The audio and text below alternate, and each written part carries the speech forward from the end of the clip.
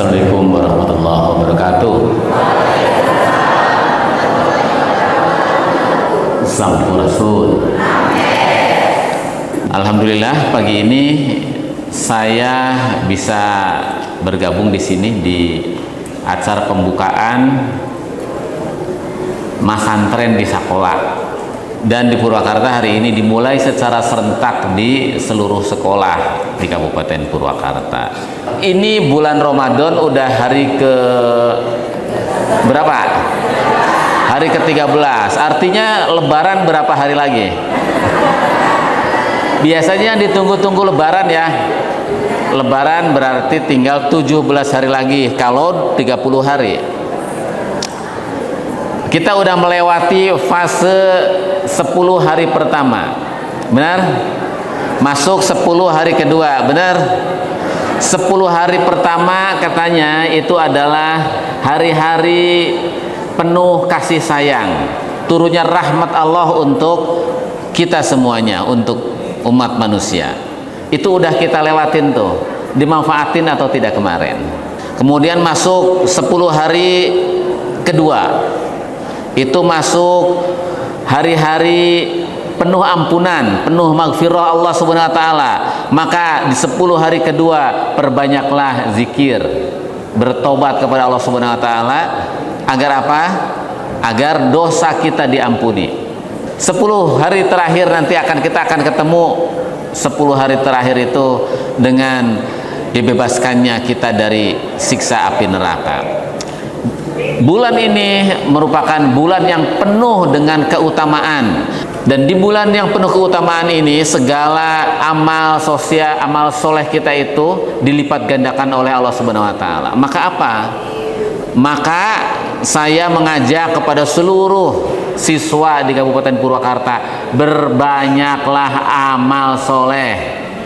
Bukan hanya yang bersifat ritual saja, perbanyak juga amal soleh yang bersifat sosial. Apa itu? Membantu sesama, mencintai lingkungan, mencintai kedua orang tua, membantu orang tua, tidak membuat masalah kepada orang tua, bersih-bersih di rumah, bersih-bersih di sekolah, bersih-bersih di lingkungan kita tempat tinggal. Itu adalah amal soleh yang bisa meningkatkan pahala buat kita. Kalau jalannya kotor, ada sekolah pinggir jalannya caludi, airnya nggak mengalir, rumputnya tumbuh di mana-mana, sampahnya berantakan, berarti Bapak Ibu harus kuliah lagi ilmu pendidikan. Karena apa? Lingkungan sekolah itu harus mencerminkan orang-orang yang beradab ada di situ. Harus mencerminkan yang tinggal di situ adalah orang-orang berpendidikan. Secara etika, secara moral, secara norma, sampah berserakan itu bertentangan dengan etika kehidupan yang kita yakini. Dan ini harus ditanamkan kepada anak-anak kita agar nanti anak-anaknya terus terbangun mindsetnya, hidup dalam suasana yang bersih. Bukan hanya bersih tapi hijau. Hijaunya kunaon Pak, dicet sanes ku pepelakan. Gitu. Setuju ya? Kalau Indonesia ingin maju harus seperti itu. Mulai dari hal-hal yang kecil yang ada di sekitar kita. Ini harus menjadi catatan penting kalian hari ini yang sedang mengalami banyak godaan dari makanan dan minuman. Satu lagi, apa ancaman terbesarnya? Handphone. Maka apa yang sedang saya rumuskan sekarang? Saya akan melarang anak TK, SD, SMP punya handphone baik di sekolah maupun di rumah.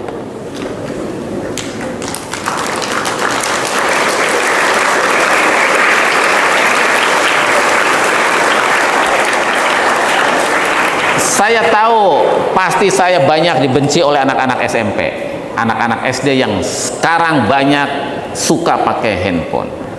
Nggak apa-apa, saya dibenci sekarang, tapi Anda akan berterima kasih kepada saya ketika Anda nanti udah menjadi orang-orang dewasa.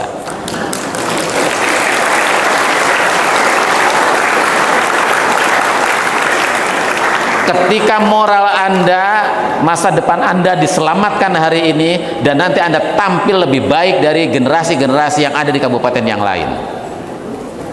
Karena apa? Negara maju, Norwegia, Swedia, Finlandia, Australia, itu anak-anak PAUD SD SMP-nya nggak dikasih handphone, Pak, dilarang, nggak boleh. Di Australia itu usia 15 baru boleh. Di kita anak can sekolah acan indung nang geus mere HP. Tahu nggak hari ini peran ibu-ibu sudah digantikan oleh, maka jangan salahkan jika anak-anak Anda itu lebih nurut pada HP nantinya. Dari sini orang akan menjadi asosial, akan menjadi sangat emosional, tidak akan berkembang saraf-saraf otaknya, akan tumbuh hormon kecanduannya itu. Jadi dia akan nyaman ketika pegang HP. Itulah tumbuhnya candu dalam proses kimiawi otak kita. Sekarang anak ngomong tidak baik dipandu oleh ini. Maka kita juga harus menyadari bahwa sesungguhnya ini adalah strategi perang kebudayaan. Meracuni anak-anak kita lewat kebudayaan langsung, lewat perang militer langsung tidak bisa, lewat kebudayaan yang lain tidak bisa. Susupkan kebudayaannya lewat hal yang tidak disadari gitu. Maka ini sedang digodok, sedang saya konsultasikan dengan seluruh stakeholder. Saya udah konsultasi dengan analis kebijakan utama dari Kemendikbud, mereka mendukung banget. Saya udah konsultasi dengan psikolog, ngedukung banget. Saya juga udah konsultasi dengan mantan pejabat di Kemendikbud yang pernah hidup di luar negeri, dan dia sangat mendukung apa yang akan kita terapkan di Purwakarta untuk mengendalikan, menghindarkan anak-anak TK, SD, SMP dari kecanduan handphone. Begitu Bapak Ibu semuanya. Saya minta ada 3 orang anak nggak yang berani ke depan. Saya akan tanya, Neng, kelas sabaraha? Kelas 8 SMP. Kelas 2 berarti nya? Ya. SMP mana? 36. Itu. Buka HP tuh? Punya. Pulsana di mana eta? Pulsana? Artosna di mana? Artosna eta ngumpulkeun di mana? Di mama cuma kumpulkeun. Terus keur nabung. Geus nabung teh diberikan pulsa we. Are eta pulsana di mana? Buat kalau ada kegiatan-kegiatan di sekolah. Handphone naon?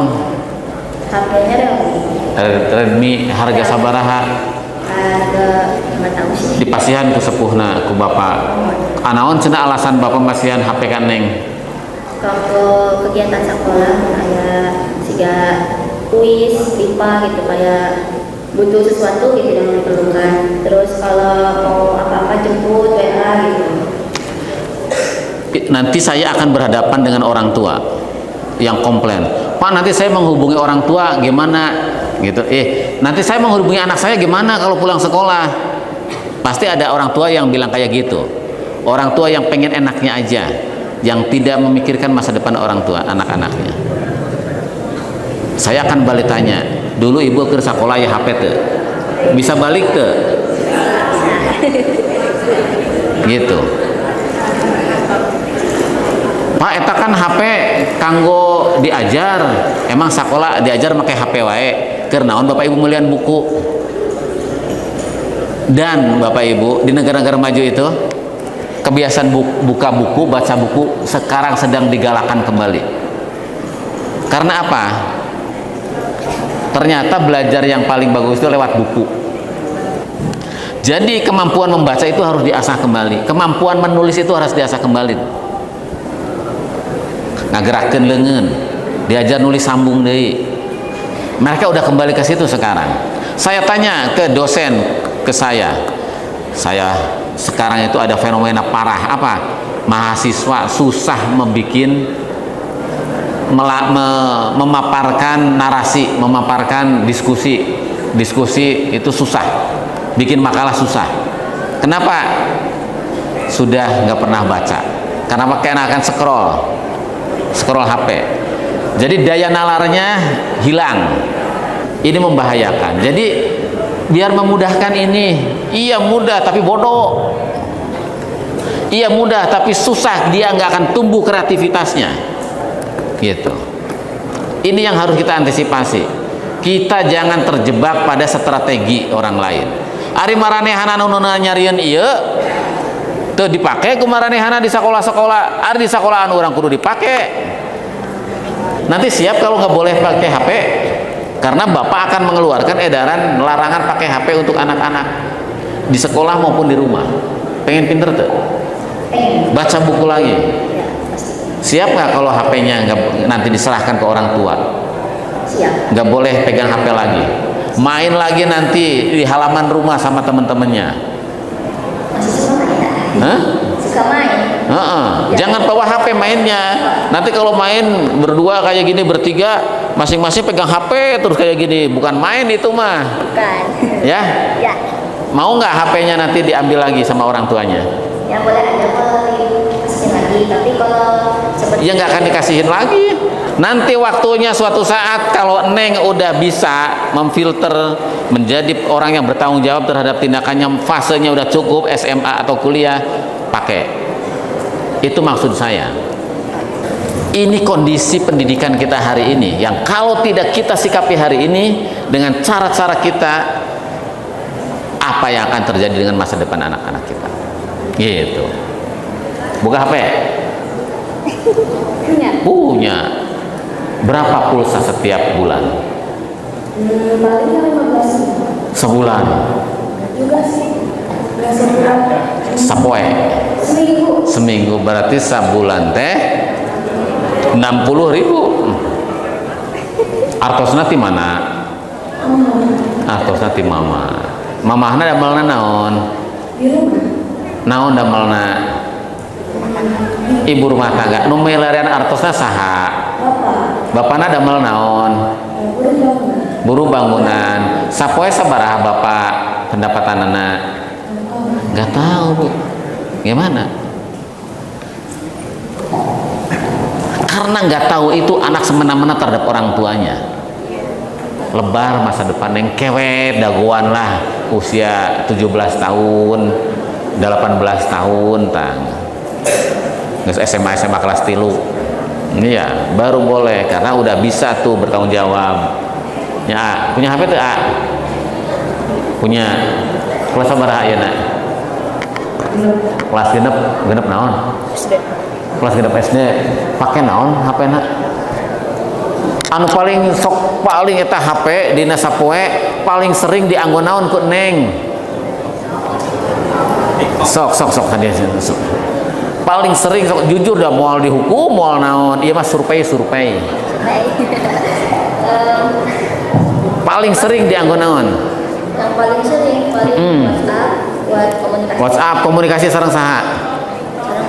Sareng teman tah komunikasi dina WA grupnya ngabicarakeun naon?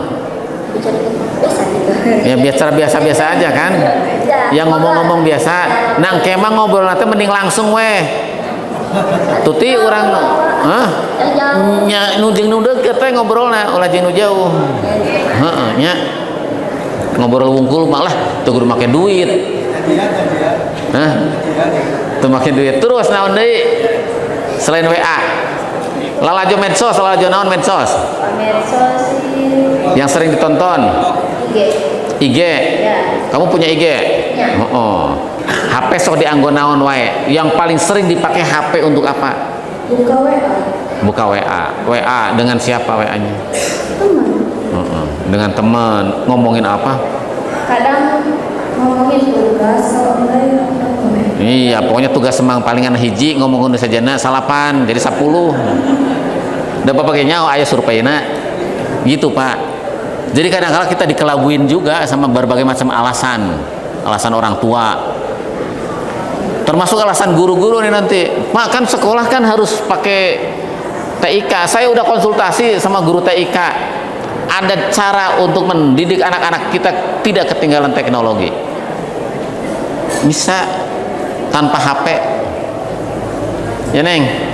Maksudnya itu biar nanti tetap menjadi anak yang berhasil di masa depan. Yakin saya Neng, karena negara-negara maju udah ninggalin Neng. Mereka bikin ini dijual ke kita, kita yang beli, mereka yang untung. Itu maksudnya, ngerti ya? Tukang melian we urang mah, duit beak batur nu untung, batur nu pinter, urang nu bodoh gitu. Ini strategi, persoalan strategi kebudayaan, strategi pembangunan. Ayeuna kebersihan di sekolah sok bebersih tara.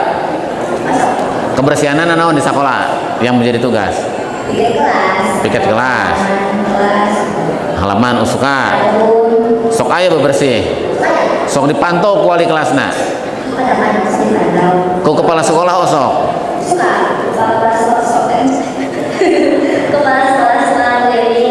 Keliling. Karena kepala sekolah oleh Pak Purwanto ditugaskan salah satu SOP-nya dia keliling sekolah setiap hari biar bersih. Jadi lamun engke nih, kalau nanti ya nih anak-anak, kalau ada kepala sekolah yang tidak pernah ngelilingin sekolah, berarti kepala sekolahnya tidak menjalankan SOP, tidak menjalankan kerjaan dengan baik. Karena kepala sekolah harus tahu cai di WC ngocor atau henteu, aya kenteng nu nyengled atau henteu, aya sampah di belakang sekolah atau henteu, aya guru nu asup atau henteu. Gitu. Mumpung aya kepala sekolah nak kabeh. Tah lamun ieu tidak berjalan berarti pengawas pendampingnya tidak berjalan. Oke ya. Terima kasih Bapak Ibu semuanya. Ada hadiah mana? Ada tas enggak? San, ada tas San? Nih. Buat sekolah. Ada pulpen, ada bola tulis, cuman enggak ada amplopnya. Oke ya, terima kasih semuanya. Mudah-mudahan Bapak Ibu yang ada di sekolah-sekolah mendengar ini semuanya, sampaikan apa yang saya sampaikan kepada anak-anaknya, kepada guru-gurunya, kepada orang tua siswa. Kita ingin pendidikan di Purwakarta menjadi pendidikan yang istimewa, menjadi generasi-generasi yang bermanfaat untuk dirinya, untuk lingkungannya, dan untuk masyarakatnya. Jadilah anak-anak yang membanggakan orang tuanya, membanggakan masyarakatnya, membanggakan negaranya di kelak kemudian hari. Dengan mengucap Bismillahirrahmanirrahim, pesantren Ramadan dengan nama pesantren di sekolah dengan resmi saya nyatakan dibuka.